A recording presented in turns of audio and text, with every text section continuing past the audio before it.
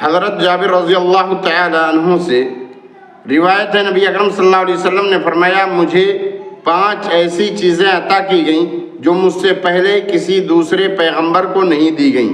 Number 1، مہینے کی مسافت سے دشمن پر رعب کے ساتھ میری مدد کی گئی، ساری زمین میرے لیے مسجد یعنی نماز پڑھنے کی جگہ بنا دی گئی اور پاک کرنے والی بنائی گئی، لہذا میری امت کے کسی بھی آدمی کو جہاں کہیں نماز کا وقت آ جائے وہیں پڑھ لے۔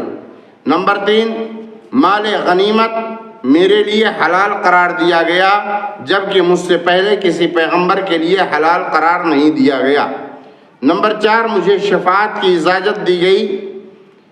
نمبر 5، مجھ سے پہلے ہر نبی اپنی قوم کی طرف بھیجا جاتا تھا جبکہ میں ساری دنیا کے لوگوں کی طرف بھیجا گیا ہوں، لہذا اللہ کے نبی صلی اللہ علیہ وسلم کو یہ 5 چیزیں دی گئیں۔